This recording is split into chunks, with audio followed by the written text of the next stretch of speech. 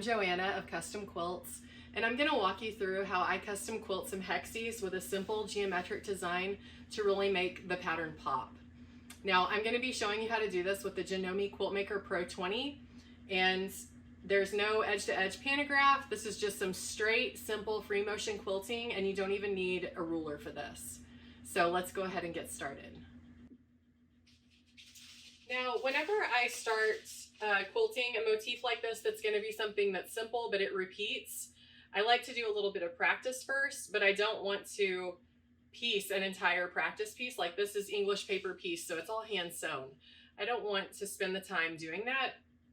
So it turns out that I had this great little stencil it's just repeating hexagons, which is perfect for what I want to do, because I can use a chalk pounce pad and some scrap fabric, and all I have to do is place the stencil over this and swipe it with the pounce pad a couple of times, and then I will have a relief with chalk that's outlined hexies. So this is my practice piece that I'm going to be using before I start quilting the real thing on my my quilting piece here. So you can see how clear and crisp my chalk lines are here.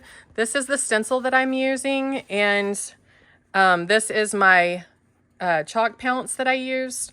And so this chalk will stay pretty well whenever I'm quilting, and this will be my practice piece. I've already tested my tension with the threads that I'm going to be using up here, and I always like to do this before I get started quilting something, just to make sure that my tension is perfect on the top and the back. Okay, so what I'm going to be doing is I'm going to first put my needle down and then bring it up.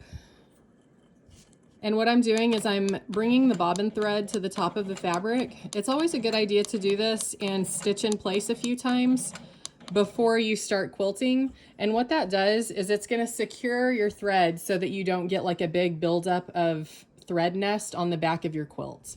So what I'm going to be doing is I'm going to do just small curves from point to point on each hexagon. And so this is going to look like a really cool star pattern once I get done. And all you're doing is making a very smooth, rounded movement from point to point.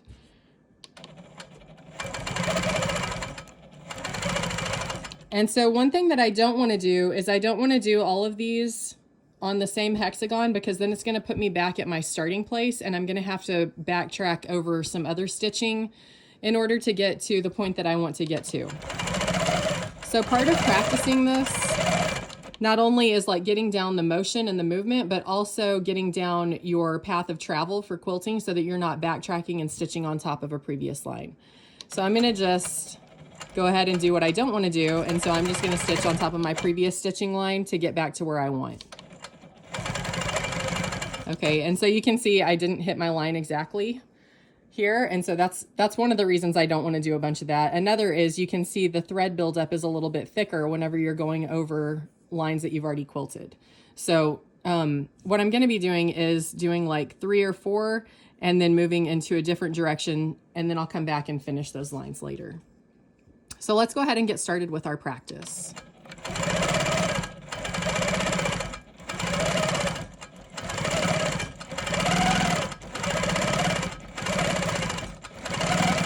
So what I'm mainly focusing on is I'm focusing on making my curve the same, kind of the same motion each time that I do it, so that my lines look very similar without using a ruler.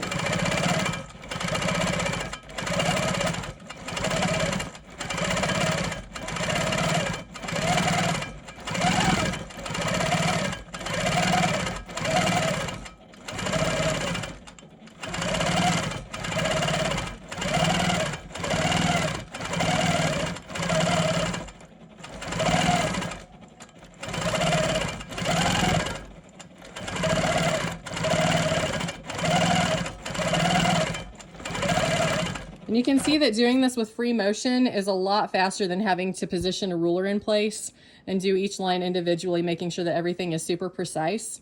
Once this pattern's completely quilted, it's going to look really great. So let's go ahead and finish this up.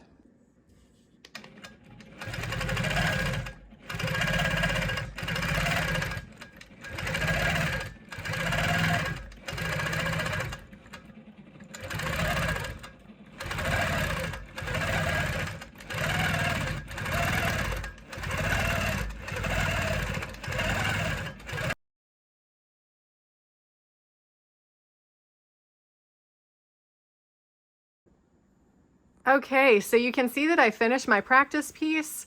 My motion looks nice and uniform all the way across.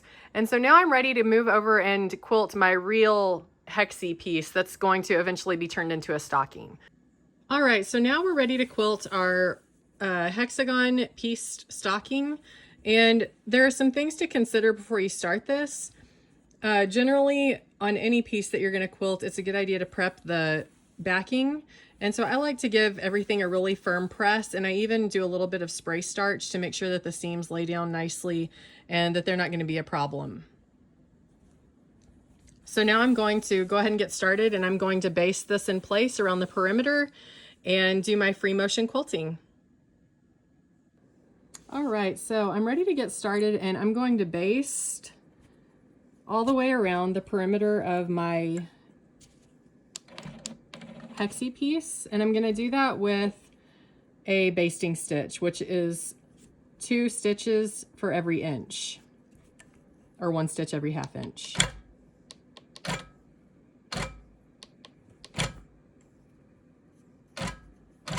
So I'm just going to make sure that this is nicely basted. Now on this piece I'm going to have to advance just a little bit to be able to get all my basting in. And now on this piece I could open my seams up.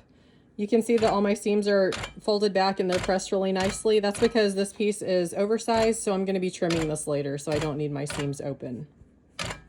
Just something to think about when you're quilting something like this. Also, you can see that I am using kind of a practice piece that I've already quilted on underneath. And so this is going to be a Christmas stocking, and it's going to have a drop-in lining, so this is not going to be seen on the back. That's why I'm kind of reusing this fabric to save fabric and batting that otherwise would just go in the trash.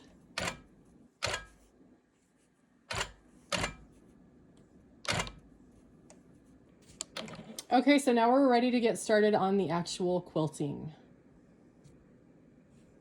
So I'm going to do just like I did in my practice piece, and I'm just going to make gentle curved movements from point to point on each one of these hexagons.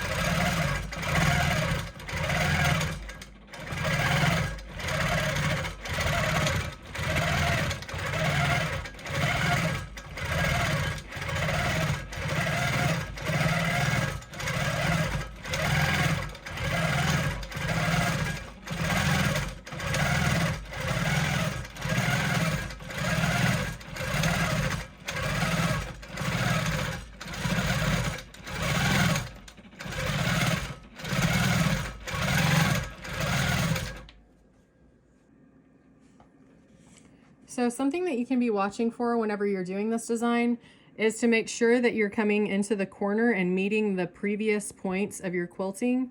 That will make sure that your design looks nice and neat whenever it's done. So you want to make sure that you're making contact with the previous lines and that they intersect.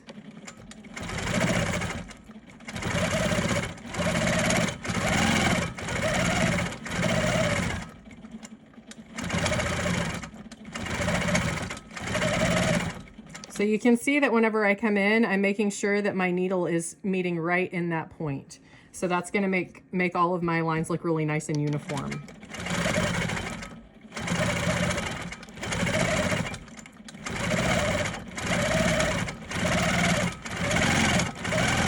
Other than that, you're just trying to make the same motion of each curve so that your curves look the same. And that's what makes this design so simple and so satisfying to quilt.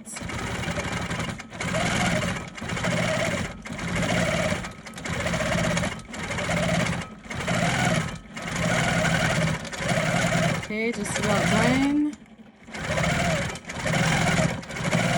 And that's it. We've quilted our entire stocking piece. And so now that I'm done, I'm gonna bring my needle up so that I can cut my top and bobbin thread.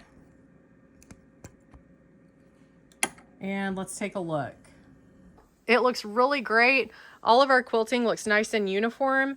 And this design is a great alternative to kind of the standard straight line quilting that you might see, where you have like 3-point intersections going on each hexagon. And it's really satisfying to quilt. There's very minimal movement. Once you get that curve movement down, it's super fast and simple to quilt. So I hope that you'll give this a try, and thanks for watching.